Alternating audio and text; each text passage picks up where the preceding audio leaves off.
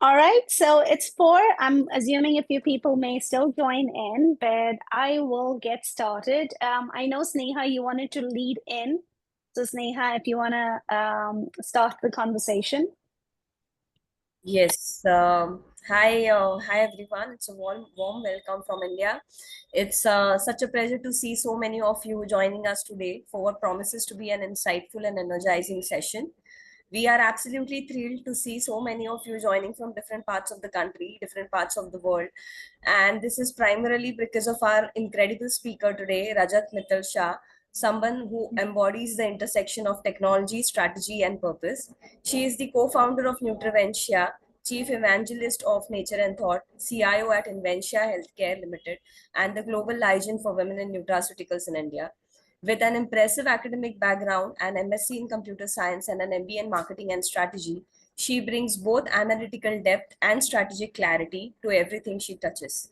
Her journey began in academia at the University of Texas at Arlington, where she was involved in cutting edge research and technology transfer.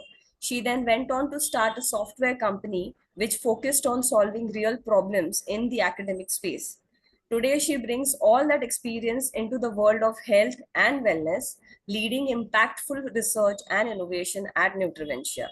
But what makes Rajat stand out isn't just her professional journey, it's her ability to simplify complex ideas and apply them in practical, everyday ways. That's exactly what today's session is all about. Um, so let's take a quick look at what Rajat will be diving into today.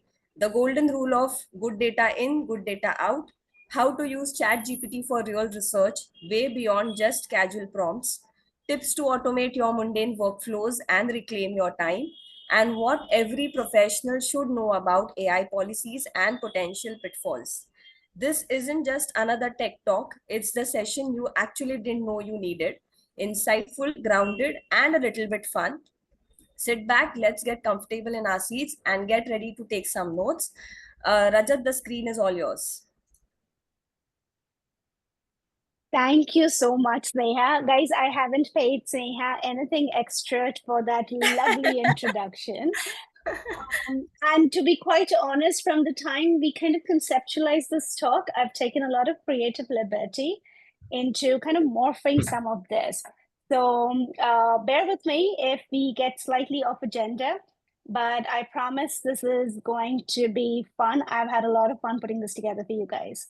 So, but before we get started, a very, very important disclaimer is that I do not claim to be an AI expert. And what I mean by that is that I have no formal training yet in AI, but like a lot of other things in technology and my curious nature with tech, that's always been my relationship. I just keep experimenting, and the learning becomes a lovely byproduct of the same. So, yes, I do use AI daily, and I think we all do. Some of us just may not be aware of it.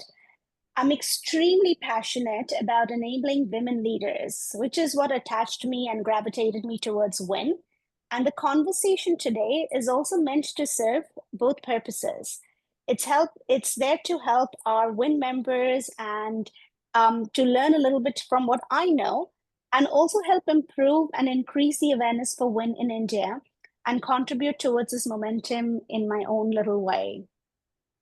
So for all of you who are not familiar with WIN started in 2022, and in less than 3 years, it has 500 plus members.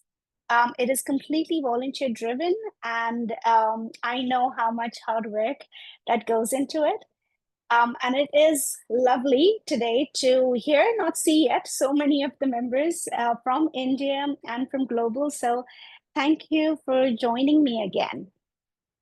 These are our growing committee. Jill and Divya have taken the liberty of adding you guys because you all are integral to the team and you all are doing so much. I'm not going to get into a lot of this, but for all of you who are not familiar with WIN and WIN India, please scan the QR code and we will make this available later as well for you to be able to learn a little bit more, connect with any one of us on LinkedIn, on this medium, or otherwise. So see if you have an interest in joining, becoming a part, and contributing towards WIN's cause.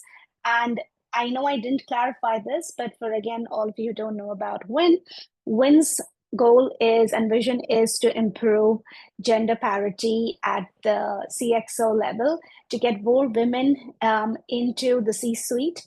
And I think the activities that WIN and WIN's members do on a daily basis is really trying to make a big difference towards that. And another small shameless plug is Jayashree Ladha from WIN India and myself have been working on a survey for India. This is to try to understand for WIN India, what are some specific tailored programs we should do and really try to find the needle in the haystack of what can make a difference. So again, this is available on the WIN India LinkedIn page. If you're not following, please do that. And or you can scan this URL and it'll take you directly, this QR code, and it'll take you directly to the survey. So with that, if you have your coffee, tea, or choice of beverage, let's dive in. I'm going to keep it very simple.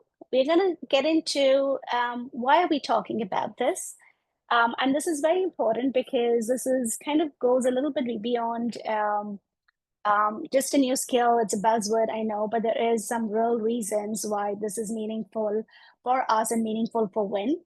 Also trying to get into AI, ML, Gen AI. I was showing this presentation to my husband and he's clueless about all of this. And he's like, you should talk a little bit about what AI, ML is. And I said, okay, that's a good point. And we talked about that. And then we're going to get directly into the most popular use cases and then getting into my top 5 use cases and prompts. And then getting a little bit into some prompt engineering, what are some components of great prompt, and very, very important, and I don't want to have you all drop off till we get here, are the guardrails. Because without this, there could be a lot of issues and concerns about the usage. And then a little cheat sheet on what I use and my toolbox, if anyone of you guys find some tool useful. And then hopefully we still have enough time for Q&A. So before we get on there, I had done this as an emoji thing, but I'm going to launch this quiz up. Yeah, so there's a little poll in front of all of you guys. If you guys can quickly take this quick survey and tell me a little bit about how you all have used AI this week. I hope you can see it. Yeah, awesome. I'm going to leave it up for another few seconds.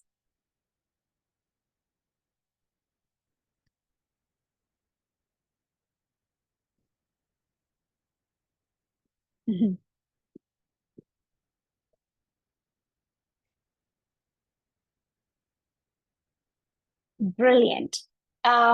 So at least I know we have about 14, 15 people who have logged in. Have you used AI this week? I see everybody saying a yes, which makes me very nervous now because I don't want to be preaching or talking to people who already know how to do this. So please make it interactive. Post your questions, suggestions, comments throughout the conversation. Do you trust it blindly? I'm loving the fact that a lot of people have said no, because yes, we cannot trust it blindly, and we'll get into some of that as well. And then have you copied, pasted a ChatGPT answer directly into a Word document? I would have answered, preferred not to answer myself. But again, I think it depends on how I'm using it. If I'm creating a birthday invite for my son's birthday, yes, I have done it. But if I'm using it for work, absolutely not. And I think, again, we're going to get into why and why we can't do that in another second. So thank you to all of you for having answered the poll.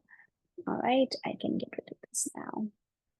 All right, so now why are we talking about this? This was something very interesting that I found as I was researching for my conversation with all of you today. In February 2025, there's a recent Harvard Business Review article that revealed something very interesting and also a little concerning. Despite having the same access and training when we talk about all of us in the workforce, women are significantly less likely than men to adopt tools like ChatGPT. And this talks about 13% less likely. Now, why? Not because I don't think women are not capable. Clearly, we are. But I think because, and also not because we're less curious, but because we can tend to be more cautious. We worry about ethical implications and about whether using AI might feel like cheating or will be judged for it. And again, I don't know. I haven't gone into the depth of this to be able to say, yes, this is accurate or not. But I think this might resonate with some of us, and some of us might feel like, no, that's not the case. And that's okay. But this is what Harvard Business Review has put out. And I think if some of us are hesitating, then while this hesitation is thoughtful, it could backfire because research is also telling us today that avoiding AI could impact productivity, visibility, and more importantly, and this goes for everything WIN stands for, is career progression, especially as more teams start experiencing familiarity with these tools. And I don't think, and as we talk about WIN, a lot of times we debate about, is it for women? And it is women in nutraceuticals, but it is for both genders because without one, the other wouldn't, we wouldn't be talking about this. So this matters beyond gender because regardless of gender, here's the big message. And this is something I tell my teams on a daily basis. AI is becoming a foundational skill. It's like Excel, email, or even once what Google was. Imagine trying to go to a library, pulling out books and doing our research. Imagine, Google completely made that non-relevant. Similarly, today we don't sit with a paper pen and we do all of our calculations. We use Excel or we use a calculator. For me, AI is a replacement of a lot of these tools that we use today. And it's not about learning it, it's not about being technical, but it's about being relevant. So it can save us hours every week. It can prepare us to be smarter and faster. It can help us make better decisions with data. And it can also help us communicate with clarity and speed. So if we don't build the fluency now, we are at a risk of becoming bystanders when others accelerate. And we cannot have that for WIN and WIN members. So jumping right into what is AI, right? So these are the four kind of evolutionary steps what the AI has taken. If you think about the field of study, which is artificial intelligence, that has existed for many years now. Think about your Netflix recommendation engine or digital assistants like Siri or Alexa. These are all examples of AI in the field. But if you think about machine learning, that's a little bit more of a technical field, but it is a subset of AI. It is really how AI learns. It feeds on the data and lots of this data, and it learns patterns, just like we learn from experience. So the more data it sees, the better it gets at it, and the more easy it becomes and better it becomes at making predictions or decisions. So if you show 1,000 pictures of cats and dogs, it's going to start learning and being able to tell them apart. This brings us to deep learning. So deep learning is more about learning how to recognize even more deeper data insights. And I'll give you better examples of this in just another second. And last but not the least is GenAI, which is where we do our prompts, we're generating content, which is causing problems also for a lot of people when you talk about deepfake. But on the other side of it, it's also helping us accelerate and doing things that took us hours earlier, do it in a fraction of seconds. So to make all of this easy to remember, let's walk us through kind of a most easy example. And in theme with our talk today is think about a coffee shop. So if the coffee shop is like if the coffee shop has a smart assistant, that's AI. It knows the regulars and it knows what time they show up. So it knows that, say, for instance, when I enter, I generally order, say, a cappuccino in the afternoon and will suggest that to me today. That's your basic AI in action. It's making decisions using some data that it has. Now, if you add a layer to machine learning to it, now this assistant will learn who likes what. It studies the past orders, it notices patterns. So people who order cappuccinos, it will find out that also like to order banana bread. And therefore it will suggest that combo to me. So that's machine learning, and that's learning from past data to predict future behavior. Deep learning is let's say that our smart cafe has cameras and microphones. This will help recognize the customer's faces, hear their tone, even detect emotions, imagine. And now it's going to say, hey, this person looks tired, and maybe we want to recommend an espresso and play some upbeat music for them. So that's deep learning. It uses layers of learning, and it's like how our brain processes images and sounds. And now if you take it to generative AI, is where it gets creative. So now this coffee shop of ours wants to make a new drink and wants to put that up and wants to invent a name for it. So maybe it's come up with the Cocoa Cloud Macchiato kind of a name, and it writes a caption like fluffy, frothy, like a hug from from caffeine. This is Gen AI. It doesn't analyze, but it creates. And last but not the least, which is not on the slide, is your large language models.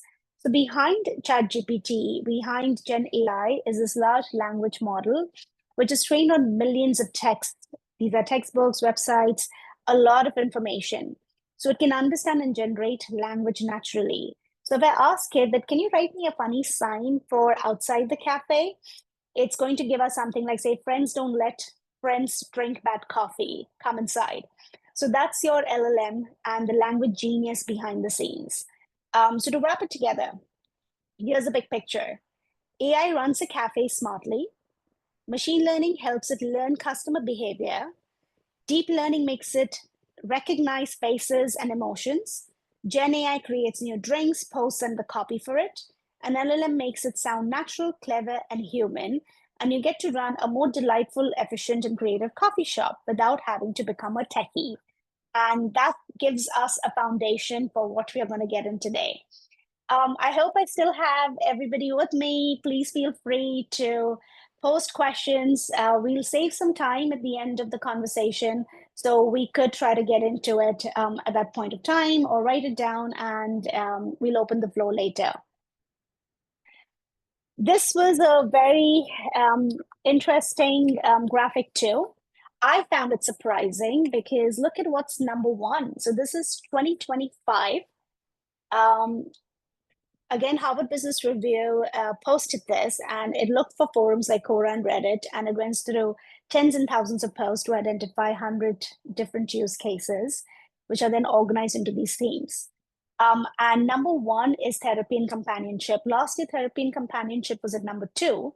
This year, it's jumped to number one. But it's still an amazing mix of items here across technical, creative, content creation, learning and education, research, and then your personal and professional growth. And we're going to touch a little bit on the personal and professional growth towards the end. So I thought this was fascinating. And because we're doing this with the theme of Win India, I thought it was very important to look at the map of India.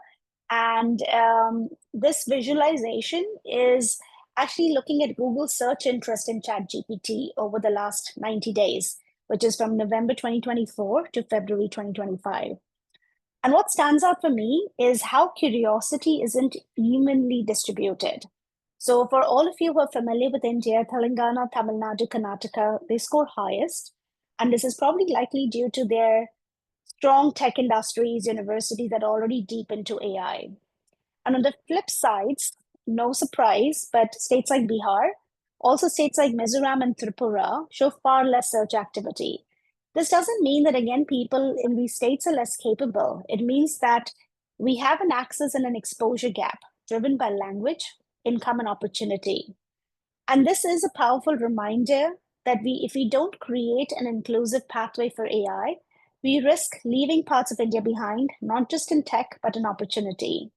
So whether you're in a boardroom in Bengaluru or a school in Bihar, this session is about making AI understandable and usable for everyone.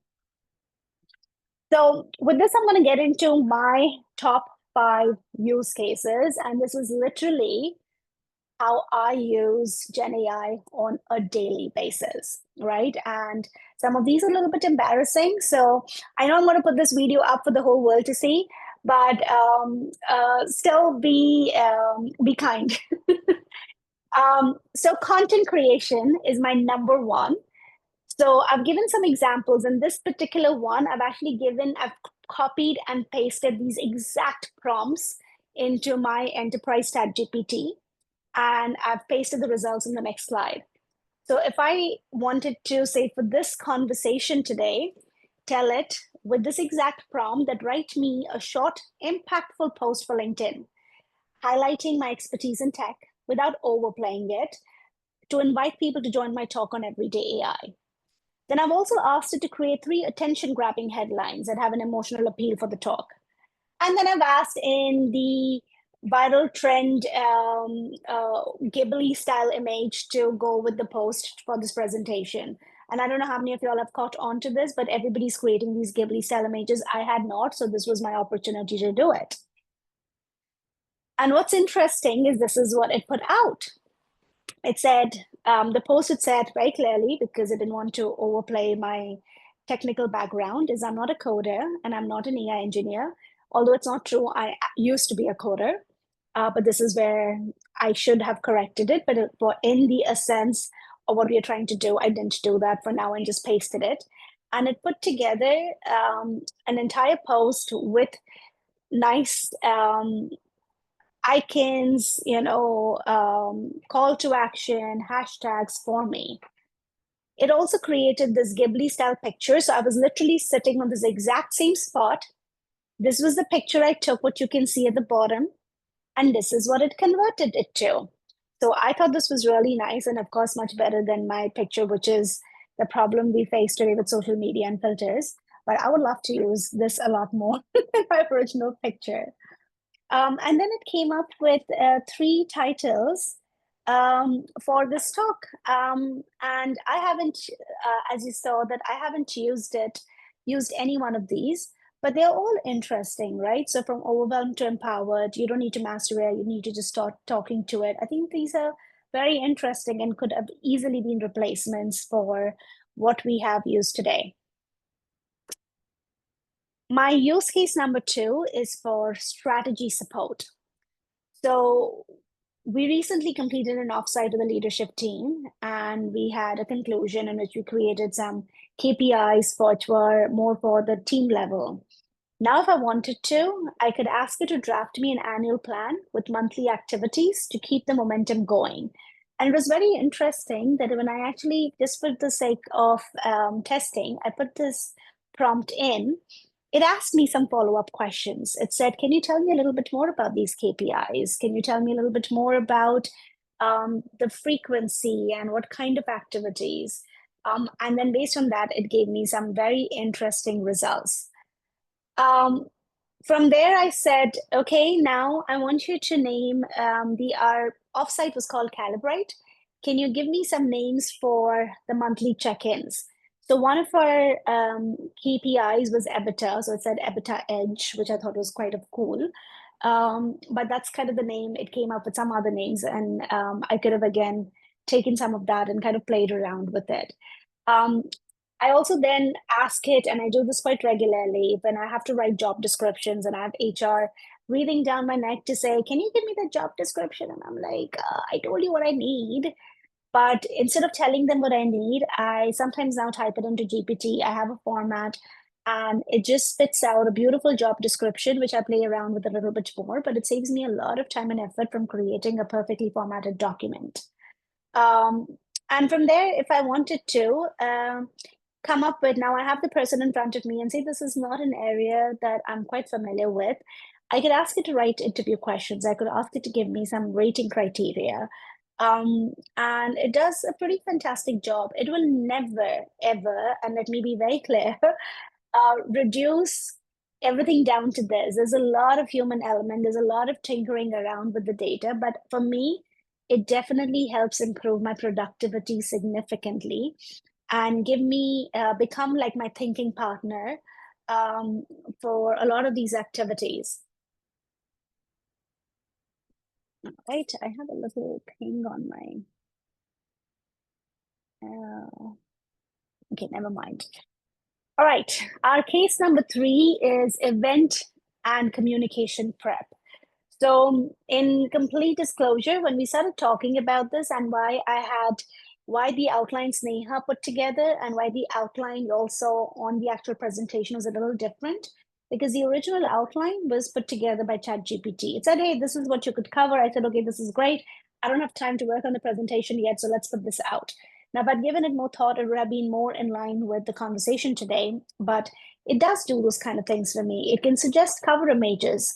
Sometimes it's like trying to talk to my graphics guy, and instead of trying to draw, which I'm terrible at, I can ask it for certain suggestions. The system makes it for me, and then I still give it to my graphics guy that, hey, this is what I was thinking. Do you think we could make something like this? And then he can create an original image. So it does really help me fill in a lot of the gaps that I have in my skill set, and what I'm not able to do makes that easier for me. We are using it a lot for outbound marketing.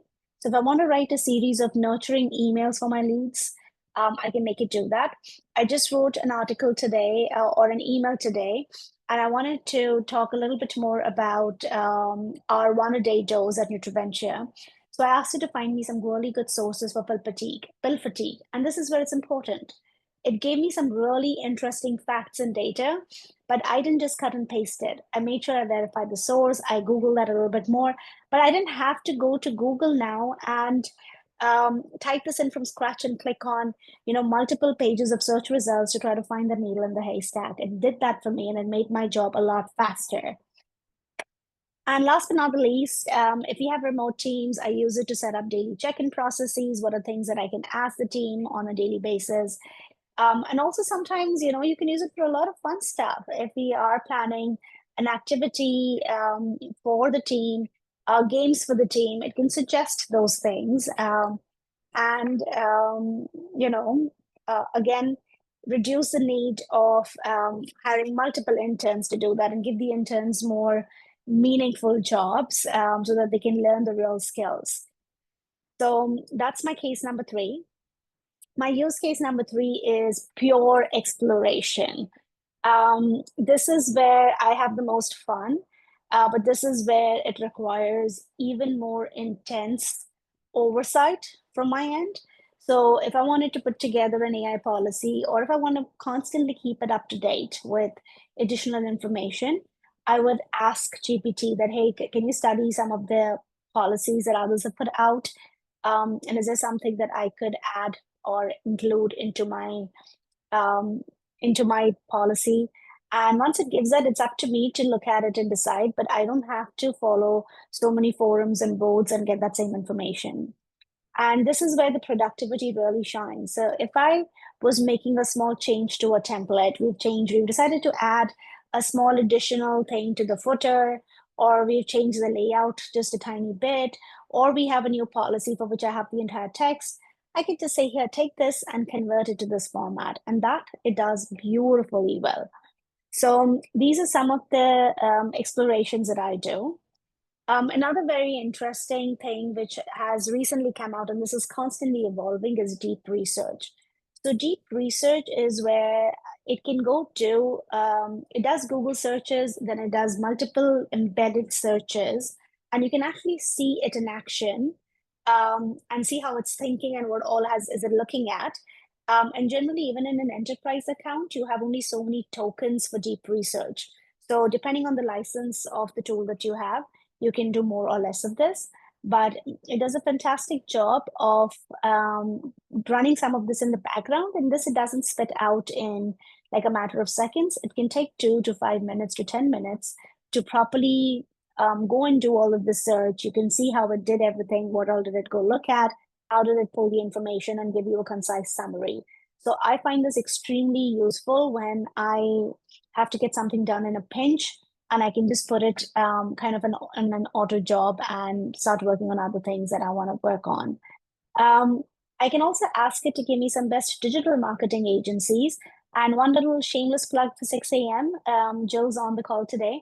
I was looking for certain agencies that can help us, and 6 a.m.'s name was on the list. So they're doing something right in terms of their SEO and their other activities and the reviews they probably have. But it was fascinating to get their name on that list of agencies that we could work with. So that's another interesting way of using it. And last but not the least is for research. Now, when I'm on a conversation with our medical science team and we're discussing like different endpoints, and I'm like not convinced and feeling a little handicapped that they spent hours going through peer-reviewed research articles, which I haven't done yet, but I still want to contribute and I still want to find something. So if I'm doing a study on muscle endurance, and I want to find another endpoint which I feel could be useful, maybe it's not used in as many studies, then I could ask GPT to give me that endpoint. And of course, we'd have to vet it, we'd have to study it, we'd have to understand if it's relevant.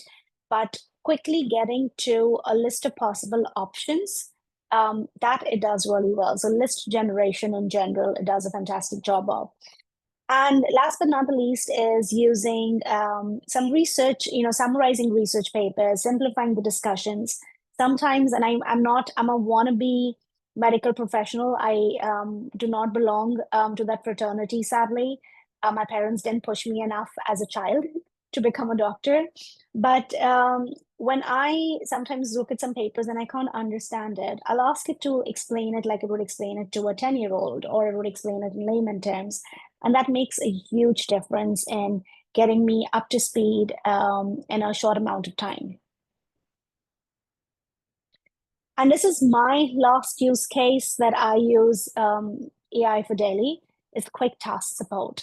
So I can ask it to tabulate. So I'll paste a bunch of data into it and I'll ask it to say tabulate this by category. Like for instance, my son's just participating in some reading challenge competition. So there was a list of books. I put this list books together. I said, can you organize this by author? Give me links to buy the books. There were 3 kids who are part of his team. Divide this equally between the kids. And again, I would have loved to give this to my assistant. I would have loved to spend more time, parenting for this, but I think my time's better used spending time reading the book with the child, but then putting all of this data together. So it does a beautiful job for me in taking care of some of this. And also sometimes, creating charts, and I'll show you an example of that in just a minute, for any kind of data that I have, putting together a nice representation for it without having to get into Excel, cut and paste, and then try to create these visualizations myself. Um, I also use it a lot to write summaries or to paraphrase, existing text or to squeeze it into, fewer words. That's another very interesting way to use it.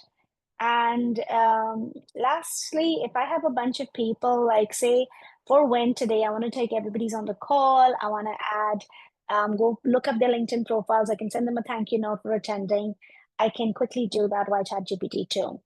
And like you saw at the beginning, I could also ask it to write a couple of verses of a rap song for my presentation. So I use it in a lot of very fun, interesting ways. And it's become kind of, I've become as dependent on it as I would be on a browser or um, a Google search for that matter. This is a great example of um, um, generation of a graphic. So this is a tool called, you can see here, it says made with napkin, napkin.ai. It's a relatively newer tool. I pasted my points that I said I want. These are the points that I want that people should understand about good prompts. And please create a nice visual for me. It gave me like 8 or 9 options. This is the option I thought which was kind of the nicest. Maybe there are, and literally from the images to the format, I didn't have to say anything but say, here are my 1, 2, 3, 4, 5, 6, 7, 7, 8 points that it put together in a beautiful visual quickly.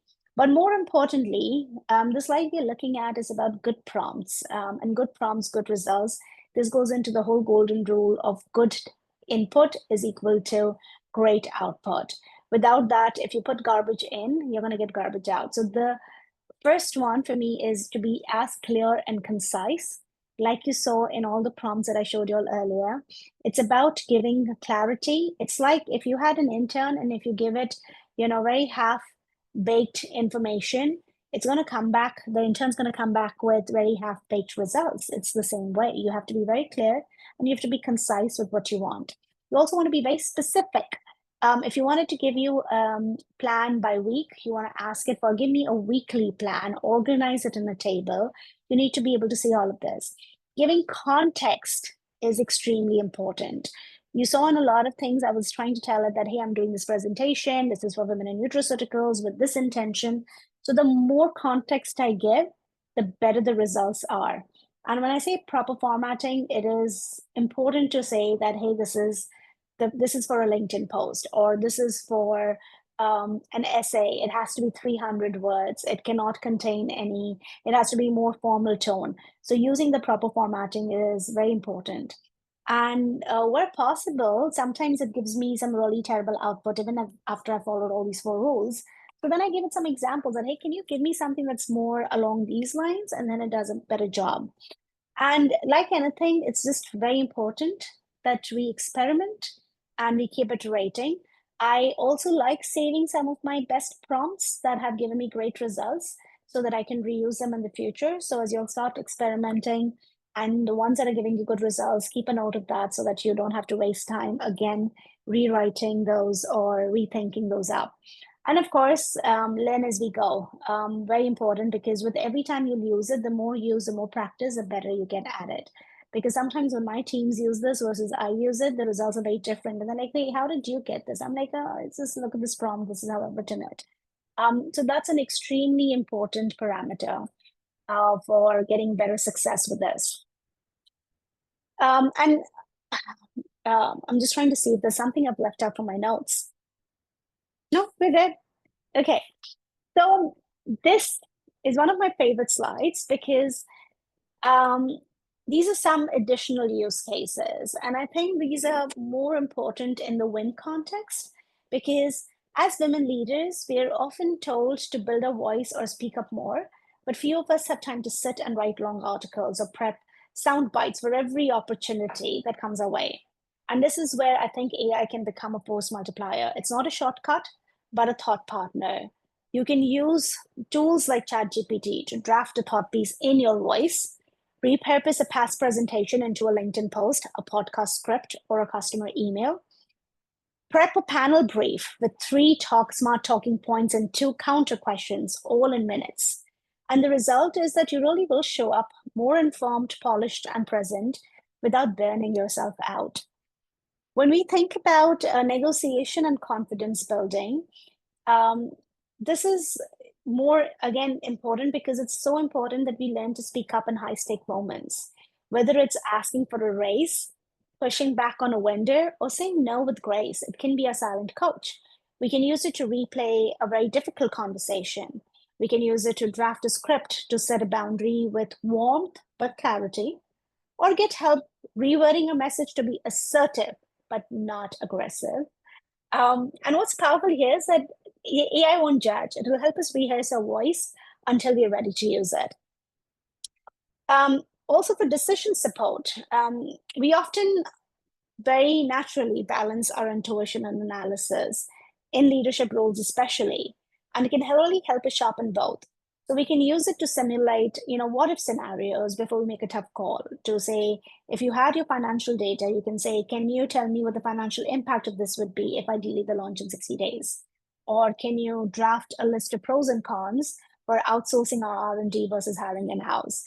Now, when you give a lot of these questions or prompts in isolation, it's not going to give you great results. But this is where the more you use it, the better it gets at giving you better results.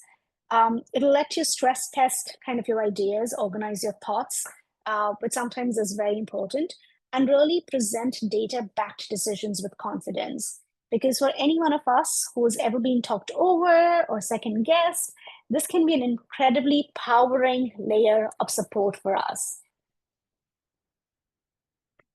Okay, which brings me towards the tail end of our presentation, and this is the most important slide.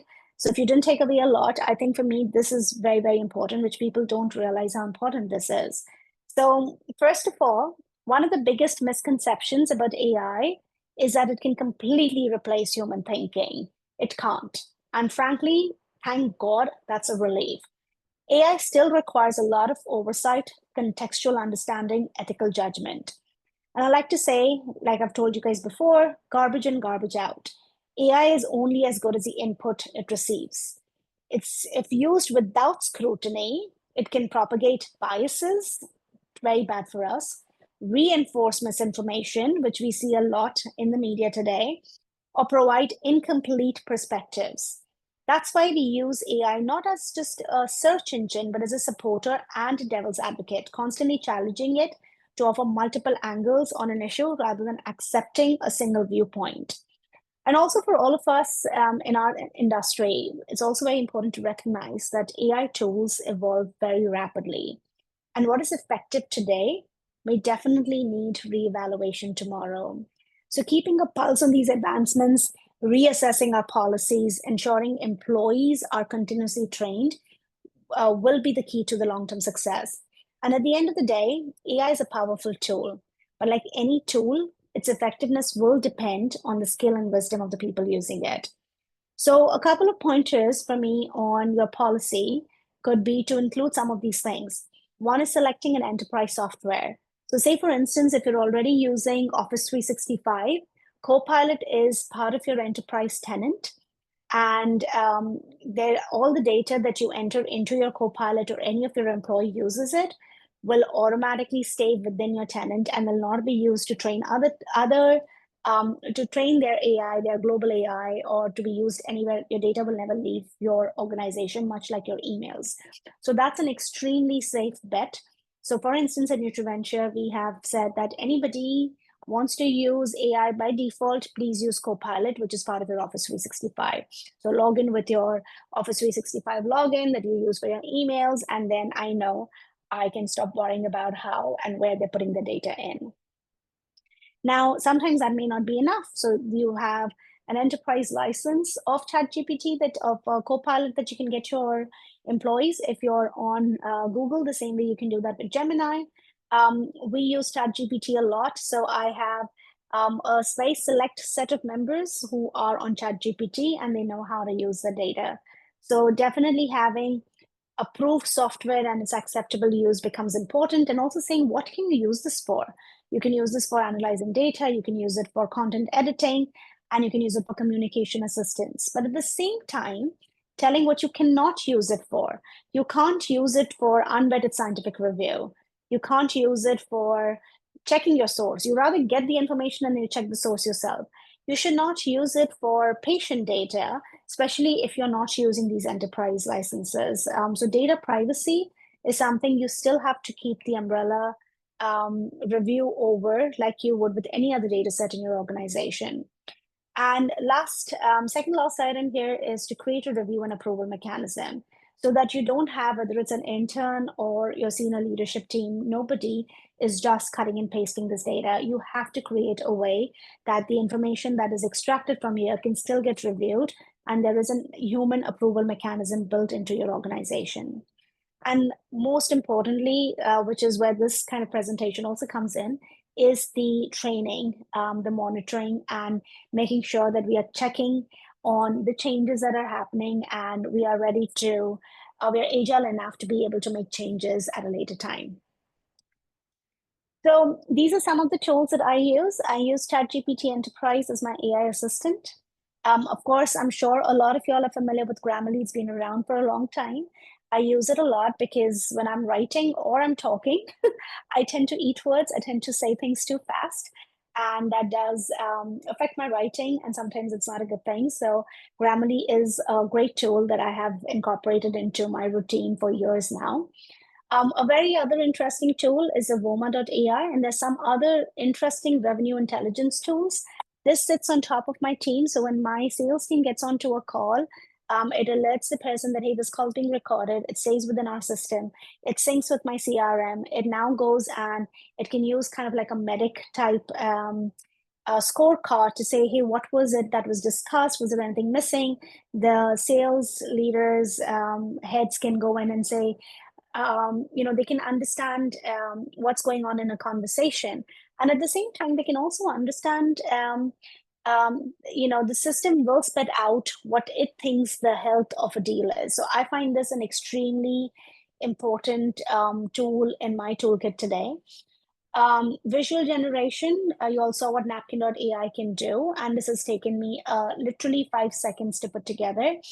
The image generation, like the visual generation, you also, of course, have GPT-4o, which is part of ChatGPT. Sometimes if GPT is kind of acting iffy, then I switch over to Gemini and I do which is the Google version of GenAI, and I create my graphics there. And I also use Site.ai for a lot of scientific research. So I go into Site.ai when I'm feeling like GPT is hallucinating and coming up with random stuff. I go to Site, and I have a subscription to that too. So I'll put in, hey, I'm trying to give me a note. Okay, if I have to use X, Y, and Z ingredient, can you find me how many articles are available? Is there an indication for this? Can you give me the entire list of research articles? And it does that in literally little to no time. So it speeds up our research efforts significantly, but doesn't eliminate the need for us to go in and review and work on that. All right, so with that, I come towards the end of my presentation. I want to thank you all for joining, and also want to say that this conversation is hopefully just the beginning. I hope I was able to give you guys something more to work with today, to work more efficiently, show up more powerfully, and whether it's in writing content, prepping for tough questions, and conversations, or making data-backed decision, you all have something more to work with today. And the real magic, however, happens when we learn from each other. So I'm going to stop sharing my screen, and would love to take questions, hear from you guys now on how you all use this. Yay. Okay, I can see everybody now. Kanta, you're on mute. Okay, so you could see me waving my hands. Brilliant presentation. Now I can. Brilliant presentation. This was really, really very good and very important, particularly for women in nutraceuticals. I think it's really great. I put a question over there. One of the frustrations, I think, is that most of the AI models, when they create images, cannot spell. So if you look at one of your slides, one of the last two slides, so I put a note saying it just is a terrible speller, and then I put LOL. So that brings me to an important question. ChatGPT, when it's a subscription model and it's a private one, does keep your domain information to yourself. So that's good news for people who are worried about, can the AI system learn about my enterprise and then share it, go across the firewall, and correct or share that when somebody else is doing research, maybe on my firm? So that's an important question. But on the other hand, the question that I really have is, when ChatGPT sends me stuff and 3 or 4 of my team notices that the information is wrong, do we correct it? Do you feed your information back and correct it to prevent future prompts from being far less factual? Kanta, I'll answer both the questions. So the first one is on the image. The GPT is releasing new versions of its image generation tool on literally a daily basis. And with each iteration, it's really improving. So earlier, I would say, I would literally have to tell it, leave the spellings out, because it used to annoy me. I'm like, why can't it get this right? But increasingly, it's doing a fantastic job. And now when you have tools like Napkin and others, it's literally doing it correctly. I don't know if it's given a wrong spelling. To be honest, it's because I must have spelled it wrong. No. My input. It's just a complex image. It does it all the time. So no, it's not you. Yeah. I know that. Yeah. Okay. And now to answer your second question of should be corrected, absolutely. Because if you want this to become a powerhouse for your team, you need to correct it. So after multiple prompts, after I've done this today, if I ask it to say, hey, give me give me 5 features that I can put together for one of my ingredients, a term extra, and it's going to do it like this because I don't have to explain or write back to it anymore. So the power for me is now coming because of the content repository that's gotten created within the system. And it does speed things up for me considerably because I don't have to keep feeding it the same information. And I did not think this was kind of, we had enough time to go into this, but I also have created some custom GPTs. So when you go into ChatGPT, it's very easy. You can explode GPTs and you can create your own custom GPT. When I do my custom GPT, I can define and give it a lot of content upfront. So I've done this with some of the research reports and said, here are, and it has a restriction on some 20 reports you can upload. But I really think they're just 15. It stops working at 25 or so. But so I gave it 15 reports and now I can just ask it questions. I can tell it that this is my voice and tone. So every answer you give me for this GPT has to be this. And this is a GPT that I can make available to my entire team. So I've trained it once and now the team can kind of use it. So I think that's another really good use case for this. Thank you. Thanks for the question. Certainly. I'm going to go through the chats as well.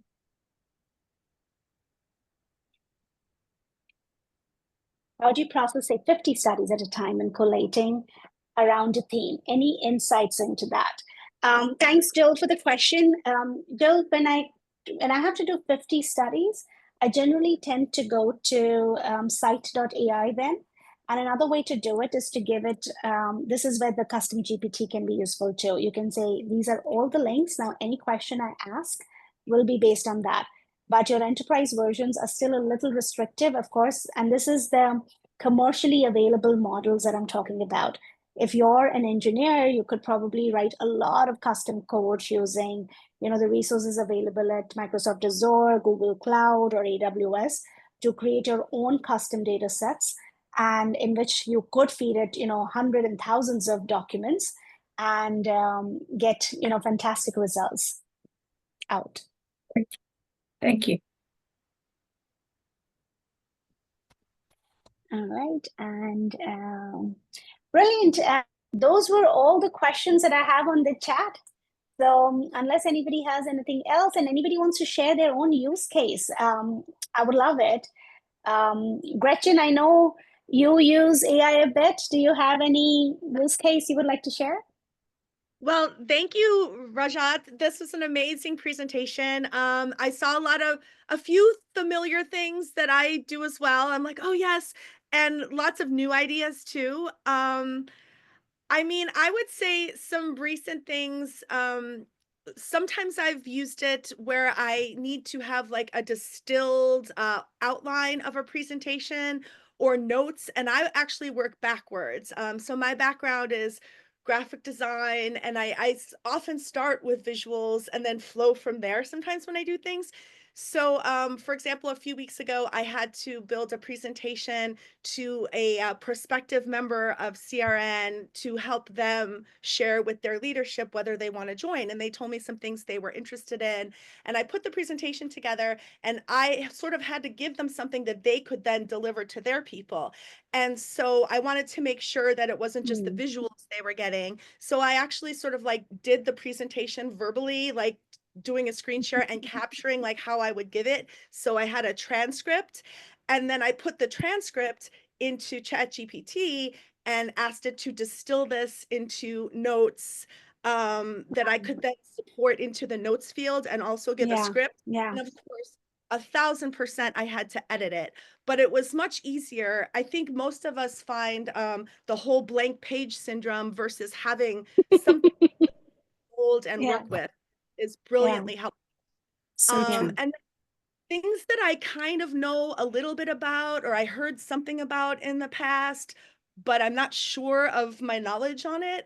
So for example, I get a lot of member questions, and my background isn't science or regulatory or any of that, but I know a little bit about it from like being around people that do and being in the association for so long. So before I bother the real subject matter experts at my organization, I do a little pre-research and find out like if my knowledge of it is slightly on the right track so that I can ask a more informed question, or then maybe even sometimes save them the hassle because this is something I can actually answer. So those are just a couple of things. But I love things like this because hearing how other people use it and just like seeing what they experience, it just sparks so much. And it's just like this cascade of all of us learning together. So this is really, really cool. Awesome. You know, and one of the use cases, sorry, I was speaking over somebody else. Yeah. Yeah. So one of the use add cases, something afterwards. yeah. So one of the use cases I thought was very fascinating, I haven't tried it, is people are taking pictures, say, of their library or things in their house, and I've been wanting to do this for years, and it catalogs everything for you. And I'm like, imagine being able to having to do this. Like, I don't have to, I can just sit in this, library of mine and just take pictures, and I know, and then imagine doing this over months and saying, hey, what's missing? What was my original plan and where has it gone? So I think use cases like that around creating bots and agents, there is insane number of things. I haven't honestly gone into a lot of that today in the conversation, but there are a lot of things that can be done. Yeah, Kanta, what did you want to add? So, Gretchen, what you said was spot on, and I really enjoyed, listening to you and realize that's how AI can be an assistant who doesn't talk back to you, right? So that's great. Or doesn't take coffee breaks. So that's a good one. Well, I have an example, a personal example that I think might be very valuable to those few who are looking into AI. So in 2020, I'm a senior lecturer at Johns Hopkins University, where currently I'm developing the first of its kind university offering course on the safety regulation of dietary supplements. So we have workshops that do GMPs. We have some that look at, how to use supplements, etc. But there is no unified course from a accredited organization. So that's what I'm doing, and that's what I'm going to be working on later today. It starts in June. In 2020, the university decided that we would, and by the way, this is an online master's degree program in regulatory sciences. So the dean asked me to write the policy, university policy for that department for using AI. And I said, why me? I know nothing about AI. He goes, yes, so that's why it's you, because I also know you're a good researcher. You're going to go research the heck out of it, and you'll come up with a good policy instead of just copying another university's policy, which is what I actually did. So I went and researched it, and I brought a policy in. The entire faculty staff protested, because they thought I would say you cannot use AI, or if you use AI, they wanted me to literally say don't use AI. And they wanted me to bring in a tool that would detect if AI was used. I flipped it and I said, here's a policy. If you use AI, tell us you used it. And then also tell us, add a note, how you used or what you used, so that it becomes a learning moment for others. And the university actually adopted the policy and thought that was a very smart policy, because it tells our students, we would like to learn. We are, cognizant of what you can be doing, but we're also, very aware that this is not plagiarism. You got to be, on an honor system. Well, I went back and then I thought, wait a minute, let me check it on all of my case studies. So I went back to a course, took all my discussion questions and put it in AI, and got all the answers. By the time I reached the 5th module, AI also, and I said, please suggest expert areas. At that time, I did not know about SciTi then. So I asked it to recommend some experts in that. It recommended me as the expert, the global expert in that area, and produced 4 papers and links to 4 papers. Scientific papers in peer-reviewed journals. I was stunned by that, because I looked at it and said, did I write that? I mean, I write a lot, but did I really write that? So I clicked on it, and the first paragraph, very convincing. Rest of it was obscene lorem, garbage. So I kept it. I just thought, okay, that's interesting. The course starts in a few months, and when we reached the 5th module, 2 or 3 students actually, they didn't submit it, but they sent me a note saying, wow, it says you're the world expert. And I said, did you read the article? And obviously they hadn't. So they go back and they read it and they're like, oh my God, that's garbage. That's it. So you have to be careful about AI. And apparently AI is like a puppy. It really wants to please you. So you have to provide it feedback and say, that was not right, because AI was designed to please you. And you have to tell it very nice. So it's a very good education tool and teaching me how to mentor my AI. I thought you would like to learn that. Yeah, and no surprise therefore it's being used number one in therapy, right? A lot of people are using it for therapy because it can become your yes man and help you feel great about it. Yes. Right. And we have Gabriella talking about how she used it mainly to proofread,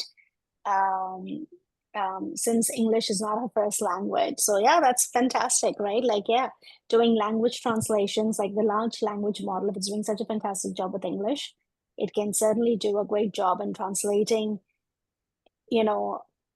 one document into another language. But again, I don't know if it'll work. I don't know if it's right. I'll have to still give it to an expert to verify.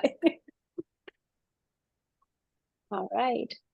So Right. y'all have been an amazing audience. Thank you so much for joining today.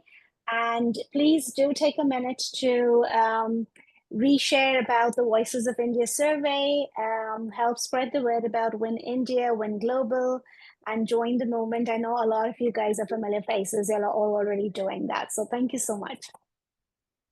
Thank you. It was excellent. Thanks a lot.